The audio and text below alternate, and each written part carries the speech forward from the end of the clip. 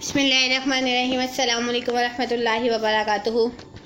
आज हम शागिर्द के हकूक़ और उस्ताद के फ़राइज़ के बारे में पढ़ेंगे कि उस्ताद की क्या क्या ज़िम्मेदारियाँ बनती हैं कि वो अपने शागिर्दों के साथ उनके हकूक़ पूरे करें।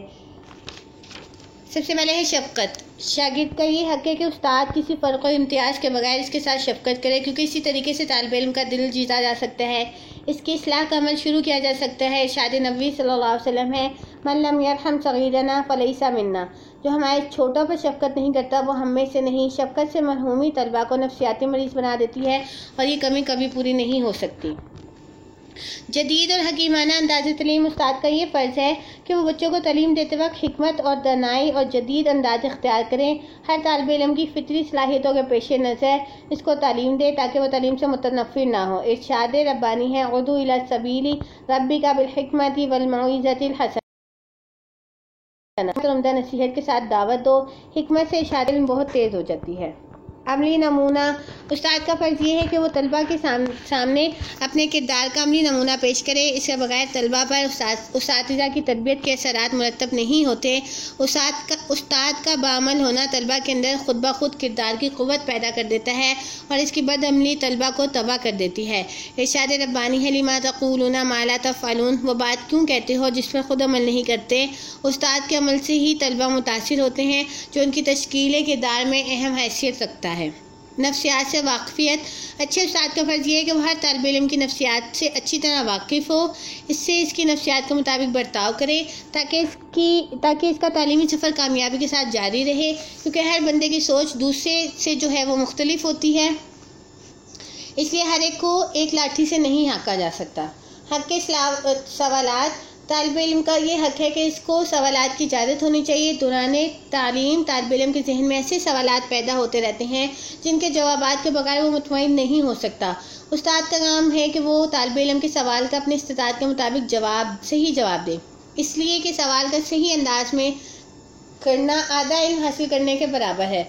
गलत जवाब ना दिया जाए, अगर गलती से ऐसा हो जाए तो इसकी तलाफ़ी की जाए। इरशाद नबी सल्लल्लाहु अलैहि वसल्लम है, जिसने बगैर इनके किसी के मसले का जवाब दिया इसका वबाल इस पर होगा।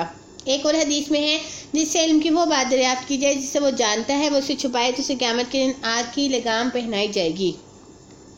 खैर ख्वाही। तालिब इल्म का ये हक़ है कि उस्ताद दिल से इसके खैर ख्वाह हो। जब तालिब इल्म को मालूम है कि उस्ताद मेरा खैर ख्वाह है तो इस पर इसका अखलाकियत से बहुत अच्छा होगा। इसके दिल में उस्ताद का एहतराम और दर्जा बढ़ेगा, वो इसकी हर बात को वज़न देगा। इरशाद नबी सल्लल्लाहु अलैहि वसल्लम है, तुम आग की तरह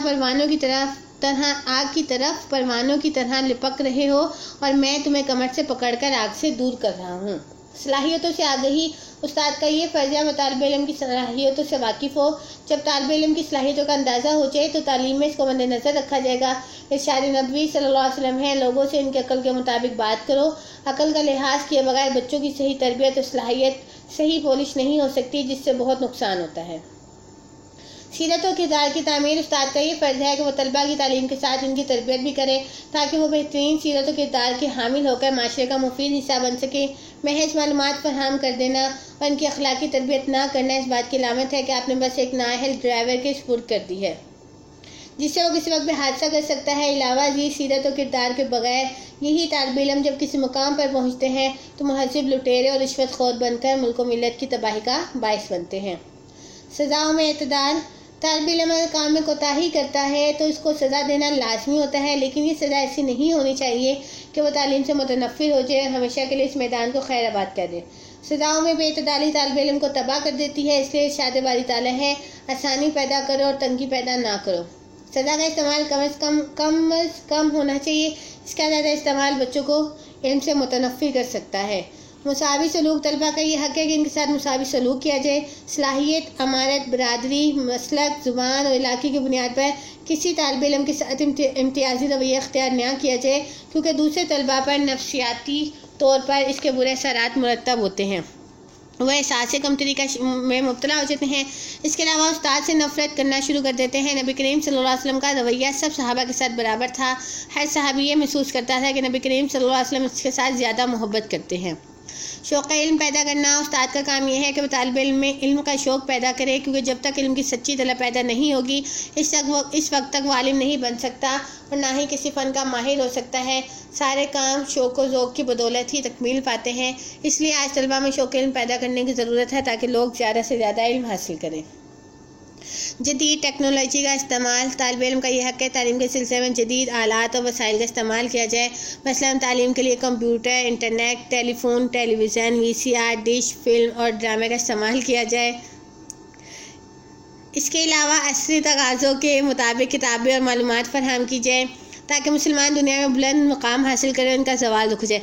ये जो यहाँ पर इन्होंने मतलब जदीद टेक्नोलॉजी का कहना है कि VCR, टेलीविज़न, डिश, फिल्म और ड्रामा, ये जो है ना मतलब आप ये देख लें कि हमारे लिए जो है ये मुसलमानों के लिए तालीम इतनी जो है फ़ायदेमंद नहीं है। अगर ज़्यादा से ज़्यादा है तो वो कंप्यूटर की तालीम जो है वो हम कर लेंगे उसको बेहतरीन टेक्नोलॉजी इस्तेमाल करने के लिए, लेकिन टीवी और हम VCR, डिश, फिल्म, ड्रामे से इल्म हासिल करने का सोचें तो ये हम मुसलमानों के लिए सही नहीं है।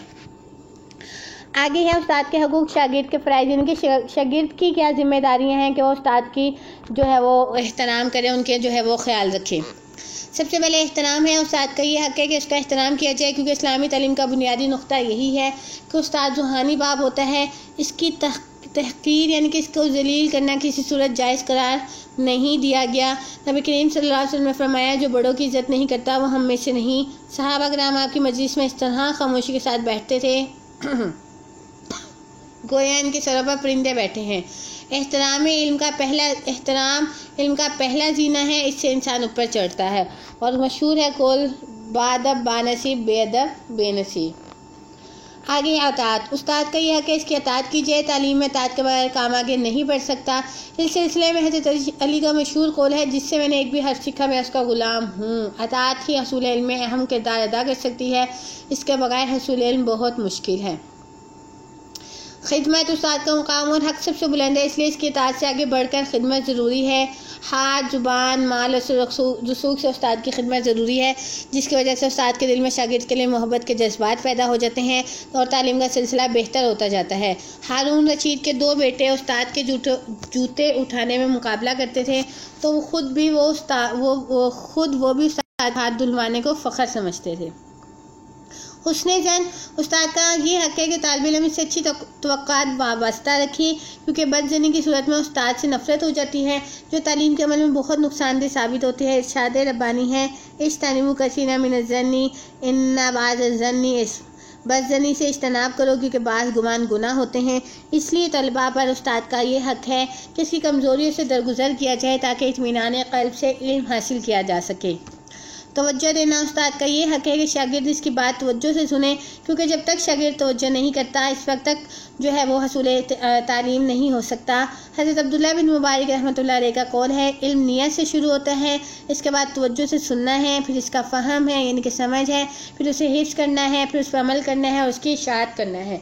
तवज्जो के बगैर इल्म दिलो दिमाग में नहीं उतरता और ना इसमें तरक्की होती है। तनकीद ना करना, उस्ताद का हक़ है कि तालिब इल्म इस पर नुक्ताचीनी ना करे, क्योंकि इससे उस्ताद का मुकाम मुतासिर होता है, जिसके नतीजे में क्लास का माहौल बिल्कुल बदल जाता है। ये नुक्ता ज़हन नशीन रहे कि उस्ताद भी इंसान होता है, इसमें भी खामियां मौजूद होती हैं, लेकिन खामियों से सिर्फ नज़र करना ज़रूरी है। अगर कहीं गलती रह जाती है तो इसकी वजाहत तनकीद में नहीं आती। दुआए खैर, उस्ताद की ज़िंदगी और उसकी वफ़ात की सूरत में इसके लिए दुआए खैर करना ज़रूरी है। इरशाद नबी सल्लल्लाहु अलैहि वसल्लम है, जो शख्स तुम पर एहसान करे तुम इसका सिला दो, वरना कम अज़ कम अपने मौसम के लिए दुआए खैर ज़रूर करो। दुआए खैर दरअसल उस्ताद को खराज तहसीन की एक ऐसी शक्ल है जिसका उस्ताद हर लम्हा मोहताज है। बेकार सवालों से इज्तनाब, सवाल करना बजाते खुद कोई बुराई नहीं, लेकिन बेकार और गैर मुतल्लक़ा सवाल करने से क्लास का वक्त ज़ाया होता है और इससे उस्ताद के मिजाज पर भी बुरे असरात मुरतब होते हैं। मसलन नबी करीम सल्लल्लाहु अलैहि वसल्लम ने हुज्जतुल विदा के मौके पर फरमाया, लोगों तुम पर हज फ़र्ज़ किया गया। एक आदमी ने सवाल किया, क्या हर साल? आप सल्लल्लाहु अलैहि वसल्लम ने इस सवाल का बुरा बनाया, क्योंकि अगर आप हाँ कर देते तो उम्मत मुश्किल में पड़ जाती। इसके अलावा आप सल्लल्लाहु अलैहि वसल्लम ने फरमाया, पहली कौमें कसरत सवाल और ज़िया माल की वजह से तबाह हो गई। दिलचस्पी उस्ताद का ये हक़ है कि तालिब इल्म हसूल तालीम में दिलचस्पी का इजहार करे, क्योंकि इसके बगैर ये काम मुमकिन ही नहीं है। अदम दिलचस्पी से कभी इल्म हासिल नहीं किया जा सकता और ना इसमें तरक्की मुमकिन है। इसलिए दिलचस्पी से ही हसूल इल्म का मुश्किल मरहला तय किया जा सकता है, वरना इल्मी दौड़ में तालिब इल्म बहुत पीछे रह जाता है। अल्लाह ताला हमें अपने उस्ताद का फरमाबरदार बनाए। अस्सलामु अलैकुम व रहमतुल्लाहि व बरकातहू।